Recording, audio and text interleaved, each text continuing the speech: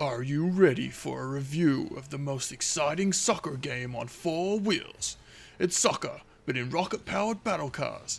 Easy to pick up, but difficult to master. This is Rocket League! Rocket League is beautiful in its simplicity, like the beautiful game. Score more goals than your opponents, and you will win. Simple, right?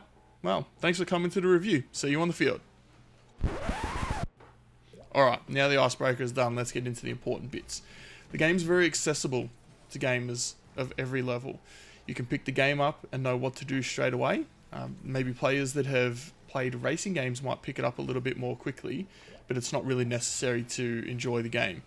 The fun really starts though when you're able to leave the ground by jumping and using your boost to fly in the air, like a literal rocket. Boom! Rocket League is best enjoyed with a group of friends, either online or cooperatively on the couch, hopefully that are close to your level of experience as well.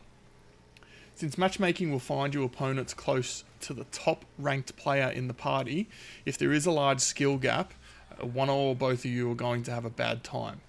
However, the matchmaking is usually pretty good at finding you opponents within a few ranks of where you're at. That's because over 4 years after the release of the game on Xbox, there are still hundreds of thousands of players still playing it.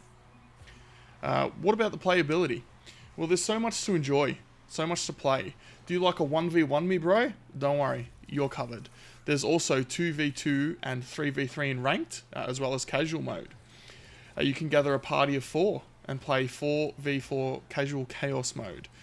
There's a very good reason it's called chaos. There are a lot of players on the field, there's a lot of bumping, and a lot of demolitions. Yeah, that's right, you can blow up your opponents if you hit them hard enough. If you get stock of the regular sock car mode, the fun doesn't need to stop there. There are extra modes. There are hoops, which is a basketball equivalent, as you may have guessed. Snow day is ice hockey. And there's drop shot, which you have to break the ground open to score. You damage the ground, you open a goal, you get it through the ground, you score. Easy. Then there's rumble. So if you think of Mario Kart power-ups crossed with a 3 versus 3 mode, that's rumble. There's a solid selection of power-ups to use that really drastically change the way the game is played. It gets very crazy, very fast. But that's half the fun in rumble, right? You'll no doubt decide early if you want to get good at the game or just play casually. If you decide the former, you're going to want to head into the training menu. You can hop into free play where you can hone your skills, you and the ball. Just like Wilson in Castaway. There's nothing more required. Or you can hit up the custom training packs. Many of the more experienced Rocket League players have created specific training packs for the Rocket Leaguers of all level, from new players to professional. It's a lot to choose from, but you will find what you like playing best and you will likely stick to that. 3-on-3 ranked is my favourite game. The sound. What's the sound like in Rocket League, I hear you say? Well, it's not really a lot to cover. It sounds pretty much as you would expect. You can pick your motor noises to change how your car sounds. The most annoying being the motor mouth, which is one of the Rocket Pass items I'll talk about a little bit later. If you picture a car where someone's coming up behind you and it's like, you know, someone actually making mouth noises. That's motor mouth. You can have big V8s, futuristic cars, there's a whole lot to choose from. The arenas also have different levels of voice commentary based on where you're playing and what's happening. For example, if you make a good save, a voice will scream, "What a save!" or "What a header!" You know, if you score. It's different for every map and always remains enjoyable. I love it when I make a good save and the announcer's like, "What a save!" You know, it just feels real good. The graphics, well, a very important thing in this current gaming landscape. You'll be happy to know that Rocket League is absolutely stunning. With the creation of Xbox One X, we received an upgrade pack for 4K visuals. It looks absolutely superb on a good 4K enabled TV. Even without the 4K enhancement, the game contains very bright, very colourful arenas. Neo Tokyo is the best map, by the way, you don't need to at me. There are also endless customization options that look great on the cars. My favourite loadout is my watermelon. I'm not ashamed to say that. I have a watermelon car decal, watermelon slices for wheels, my worried watermelon car topper, warm watermelon slice antenna, and the watermelon boost, of course. I'm often worried for my opponents when I play in this car because it's usually too much awesome for them to handle. My friends and I joke that the car is a bit too overpowered, but the reality of Rocket League is that all cars behave mostly the same way, the only difference being their hitboxes. There's a couple of different size hitboxes, but don't worry about that. Just pick the Octane. It's the best car. Don't worry about it. You're welcome. In-game purchases. Now, this one is a very controversial topic for many people. And when Rocket League launched, they had random luck loot boxes. In a recent update, however, these crates were removed and replaced with blueprints. The idea being that you buy a premium currency, either credits or esport tokens, which allow you to buy the specific item in the blueprint. There's no random luck involved. These purchases are completely optional, but the better items can be very expensive. The best value credit pack is $73.45 Australian, and you get 6,500 credits. Many of the higher rarity items can cost 2,000 credits, sometimes slightly more. That's almost 25 Australian dollars for a single item. Yes, the items are awesome, but that is quite expensive. It definitely bears mentioning that these items are purely cosmetic. They do not give you an advantage over the opponents. And you can be the best player in the world with no cosmetic items if you desire. You don't have to do that though. Just make sure you collect all the awesome watermelon items I mentioned earlier and you'll be the best player in the world. Don't worry about it. If you want to earn items as you play and level up, a much cheaper option exists, the Rocket Pass.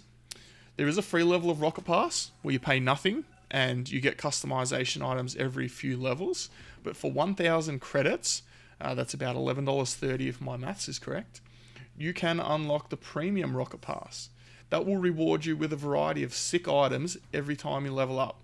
You can also complete 6 weekly challenges to level up through the paid Rocket Pass even faster and gain more items. There are 70 unique items in the Premium Pass, and past level 70, you can unlock coloured variants of the coolest items in the game. You can also earn 100 credits regularly throughout the levels, and if you reach level 110 of the Rocket Pass, you will have earned enough credits to buy the next edition of the Rocket Pass, if you don't spend them on something else, of course. You can also trade many of the items that you own with other players. Some items are not tradable, but most of them are. There are guides online as to what items are worth to assist you in making fair trades with other players. There are also many social groups online if you'd like to find someone to trade with. The trading items are locked to each specific platform, so you can't trade your items on Xbox to someone on PC or Nintendo Switch or PlayStation. Alright, online interactions. The double-edged sword of Rocket League. The online mode is where the game shines and also can not shine. There's truly nothing in gaming that I've experienced like a sweaty, try-hard, ranked 3 versus 3 match. Your scores are locked. It's the end of regular time. You're going to overtime. You don't want to mess it up. You don't want to cost your team the game. The pressure's mounting. Your palms are sweaty. Mum's spaghetti. The elation of hitting that winning goal is just unbelievable. There's nothing really like it that I've experienced in gaming. The complete depression, on the other hand, of losing in overtime because you made a mistake hits you like an absolute sledgehammer. The non-shiny part of online are the toxic players. Unfortunately, they appear on both your team and on the other team. They can range from a slight quick chat abuse, maybe dropping a little passive-aggressive okay when you mess something up, which we all do because we're human, to a multiple spam of what a save, what a save, what a save, what a save if you miss something. The worst occurs when people type things out in chat. A lot of the common words that you shouldn't see are censored, but unfortunately gamers are pretty smart in their toxicity at times. They're always finding new ways to write toxic things in the chat. However, you can just turn this off in the options if you want. You can turn quick chat only on. You can turn team chat only on. 2 of the good options there. Especially if you find yourself getting a bit heated because of this behaviour, which admittedly I do sometimes. Rocket League also has a very good esport backing. It's not the best. It's not on the level of some of the larger sports like League of Legends, but they have got the Rocket League Rival Series and the Rocket League Championship Series as regular events. There are also ad hoc events run by the big YouTubers. There are also, at the moment, with the coronavirus happening, there's a lot of developer-run events, like the Spring Series, and there's a North America versus EU series going on at the moment. It's awesome. The prize money is pretty good, but like I said, it's not quite on the level of some of the bigger sports, but there's still a lot of money to be made. Speaking of YouTubers, there are so many different great content creators that make wonderful videos. You would expect to find tutorials in YouTube, which you can, on some of the basic mechanics, even up to the more professional and difficult mechanics.